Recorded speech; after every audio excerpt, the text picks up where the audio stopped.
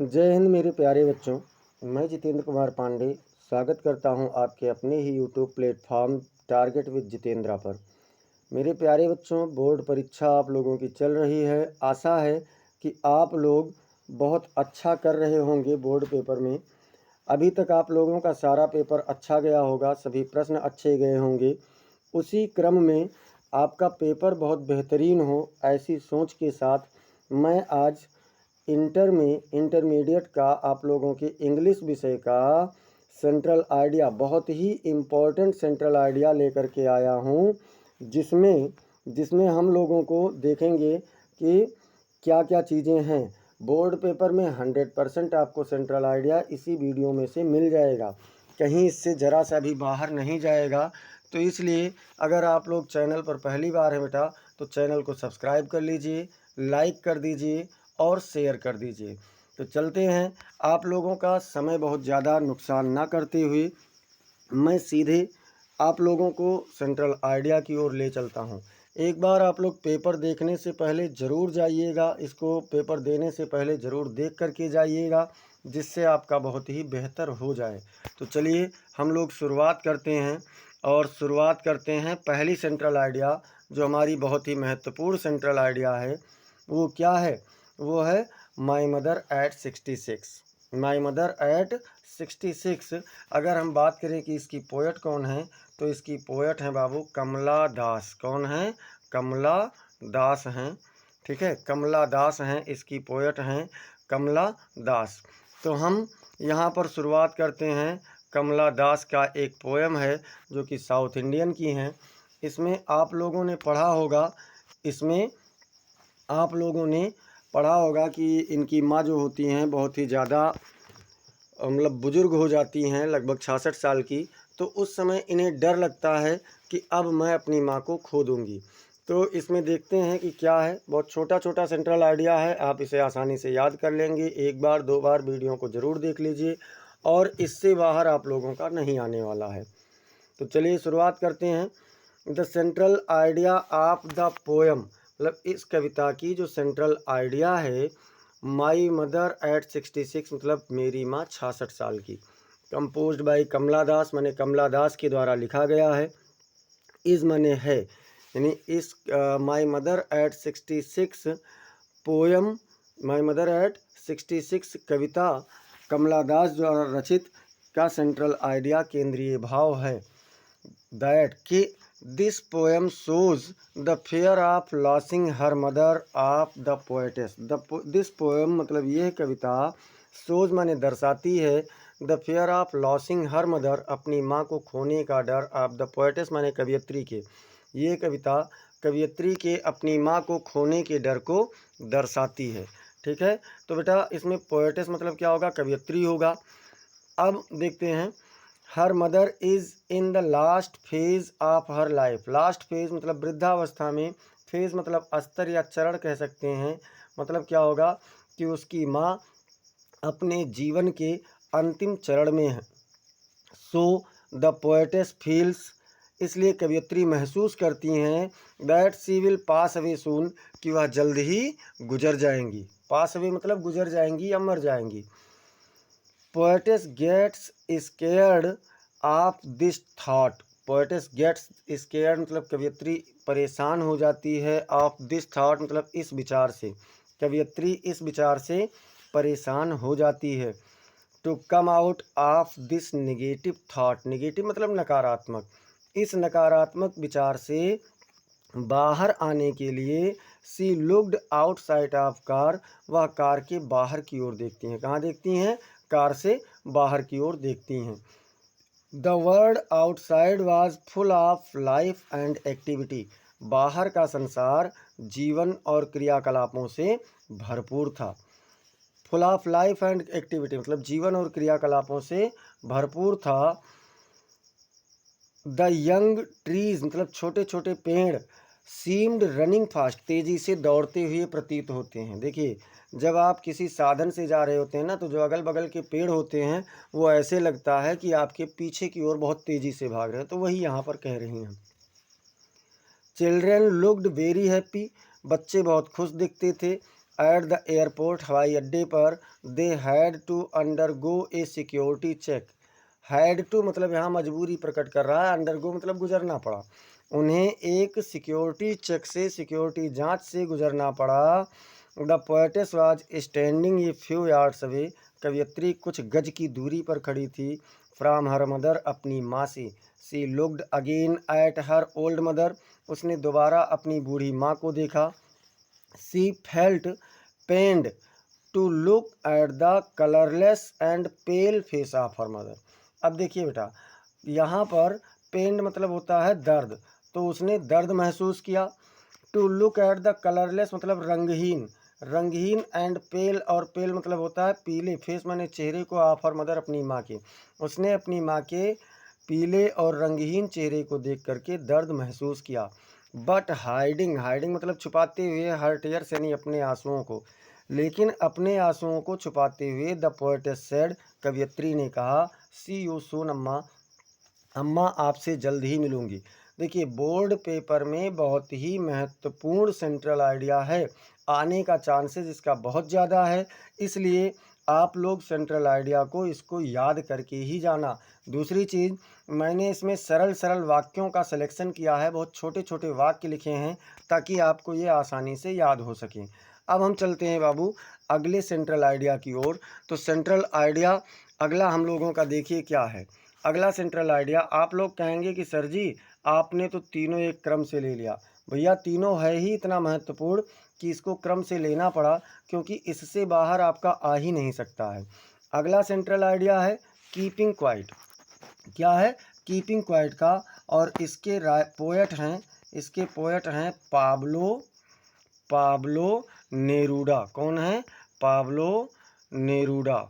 देखिए यहाँ पर हमारा ये नहीं लिख जा रहा है, तो मैं इधर से शुरू करता हूँ। पाब्लो, कौन है? पाब्लो नेरूडा, पाब्लो नेरूडा हैं। इसके राइटर कौन है या पोएट कौन है? तो इसके पोएट हैं पाब्लो नेरूडा। चलिए अब हम लोग शुरुआत करते हैं बिना किसी देरी के इस सेंट्रल आइडिया को। सेंट्रल आइडिया क्या कह रहा है? The central idea of the poem keeping quiet composed by Pablo Neruda is. Central idea मतलब होता है केंद्रीय भाव या थीम, विषय वस्तु जिसको कह सकते हैं। मतलब जब कवि लिख रहा था इस कविता को तो उसके दिमाग में क्या विचारधाराएं थी ये आपको बताना है। तो कह रहे हैं कि जो कीपिंग क्वाइट कविता की सेंट्रल आइडिया पाब्लो नेरूडा के द्वारा रचित कीपिंग क्वाइट सेंट्रल का केंद्रीय मतलब कीपिंग क्वाइट कविता का केंद्रीय भाव दैट इज दैट मतलब है, क्या है? इन दिस पोएम, इस कविता में, द पोएट सजेस्ट, कवि सुझाव देता है, that he will count to 12 कि वह 12 तक गिनेगा। क्या सुझाव देता है? कि वह 12 तक गिनेगा। And everybody will keep still, और प्रत्येक व्यक्ति शांत हो जाएगा। ही सजेस्ट्स, वह दर्शाता है, दैट ऑन द अर्थ की इस पृथ्वी पर, at our dwelling place, dwell मतलब होता है निवास स्थान, ड्वेलिंग मतलब क्या होता है बाबू? ड्वेलिंग मतलब होता है निवास। क्या होता है? निवास। कि उसके इस निवास स्थान पर we should be silent and motionless for a few moments, हम सबको कुछ क्षण के लिए शांत हो जाना चाहिए और गतिहीन हो जाना चाहिए। मोशनलेस मतलब गतिहीन, मोशनलेस का मतलब क्या होगा? गतिहीन। He asks all the human beings, वह सभी मनुष्यों से कहता है, टू स्टॉप मैंने रोकने के लिए, ऑल वर्ल्डली एक्टिविटीज सभी सांसारिक क्रियाकलापों को, फॉर सम टाइम कुछ देर के लिए, वह कुछ देर के लिए इस सभी मानव जाति से समस्त सांसारिक क्रियाविधि को रोकने के लिए कहता है। फिर क्या कह रहे हैं? एंड स्पेंड ये फ्यू मोमेंट्स, और कुछ क्षण, मोमेंट्स मतलब क्षण, और कुछ क्षण बिताने के लिए कहता है, इन क्वाइट इंट्रोस्पेक्शन मतलब एक शांत भाव से, और एक शांत भाव से कुछ क्षण बिताने के लिए कहता है। It will help us to understand ourselves, ये हमें अपने आप को समझने में हमारी मदद करेगा। वी आर ऑलवेज इन हरी, हम सभी हमेशा शीघ्रता में होते हैं।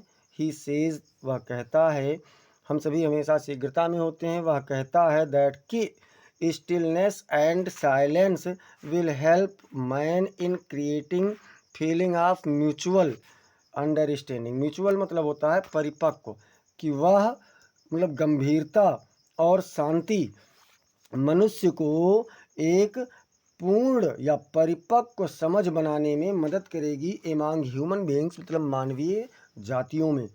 दैट इज़ वाई, यही कारण है कि the poet Pablo Neruda has discussed to the need of maintaining peace and silence. यही कारण है कि पाब्लो नेरुडा शांति बनाए रखने की आवश्यकताओं के बारे में चर्चा करते हैं in the poem keeping quite. इस कीपिंग क्वाइट कविता में देखिए बहुत ही महत्वपूर्ण सेंट्रल आइडिया की श्रृंखला लाया हूँ, पेपर में छोड़ना नहीं है। और इसी वीडियो से, जो ये आपका 8 से 10 मिनट का वीडियो होगा ना, इसी वीडियो में आप लोगों को मैं समस्त सेंट्रल आइडिया इतना करवा दे रहा हूँ कि 5 नंबर आपका यहाँ से पक्का हो जाएगा, ये कहीं नहीं जा सकता। जो 4 नंबर 5 नंबर 4 नंबर का जो आपका सेंट्रल आइडिया आता है ना, ये इसी में से आएगा, इससे बाहर नहीं आएगा। अब देखिए आप लोगों की अगली सेंट्रल आइडिया है ए थिंग ऑफ ब्यूटी। कौन सी सेंट्रल आइडिया है? ए थिंग ऑफ ब्यूटी है। ए थिंग ऑफ ब्यूटी के जो पोएट हैं बेटा, ये हैं जॉन कीट्स। कौन है? John Keats. कीट्स KEATS रहेगा, हाँ, जॉन कीट्स। तो जॉन कीट्स महोदय जो हैं ये बता रहे हैं कि इसमें क्या है। देखिए हम लोग क्या करते हैं कि बहुत लंबी सेंट्रल आइडिया लिखने के चक्कर में अपना समय गंवा देते हैं, तो इसमें बहुत थोड़े से बातों में कह दिया गया है और बोर्ड पेपर में इतना आपके लिए पर्याप्त है, नंबर देने के लिए पर्याप्त है, बेहतर है। ठीक है, तो अगला प्रश्न क्या है? The central idea of John Keats poem a thing of beauty is. John Keats की कविता ए थिंग ऑफ ब्यूटी का केंद्रीय भाव है दैट कि beauty is a source. Source मतलब क्या होता है? सोर्स मतलब होता है स्रोत। सोर्स का मतलब क्या होता है? स्रोत होता है। तो कह रहे हैं कि सुंदरता स्रोत होती है किसकी? ऑफ जॉय मतलब प्रसन्नता की, इंस्पायरेशन मतलब प्रेरणा की। स्वतंत्रता किसकी स्रोत होती है?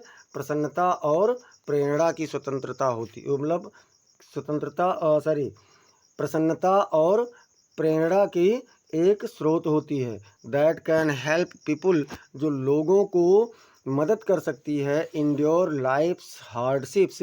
इंड्योर मतलब सामना करने की, लाइफ्स हार्डशिप्स मतलब जीवन की कठिनाइयों से, जो जीवन की कठिनाइयों से लोगों को सामना करने में प्रसन्नता और प्रेरणा मदद कर सकती है।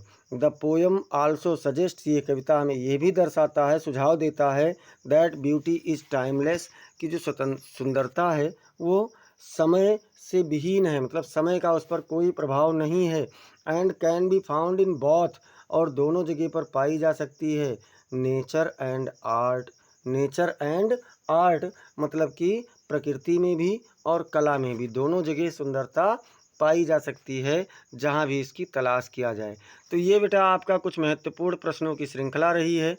अगर आप लोग चैनल पर पहली बार आए हैं तो चैनल को प्लीज़ सब्सक्राइब कर लीजिए और चैनल से जुड़े रहिए। आपको ऐसे ही महत्वपूर्ण वीडियो मिलते रहेंगे। इसके बाद आप लोगों को कंपटीशन से संबंधित प्रश्नों की श्रृंखला भी मिलेगी।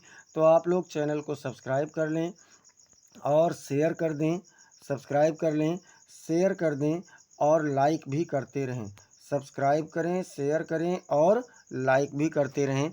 मिलते हैं ऐसे ही एक और महत्वपूर्ण वीडियो के साथ आप लोगों से फिर जल्द ही। तब तक के लिए जय हिंद। और हाँ, मैं आपको सुबह तक में या कल तक में, मतलब कल शाम से पहले, पेपर होने से पहले आपको एक पूरा कंप्लीट मॉडल पेपर आप लोगों को मैं प्रोवाइड कराऊंगा। तो तब तक के लिए जय हिंद, जय भारत।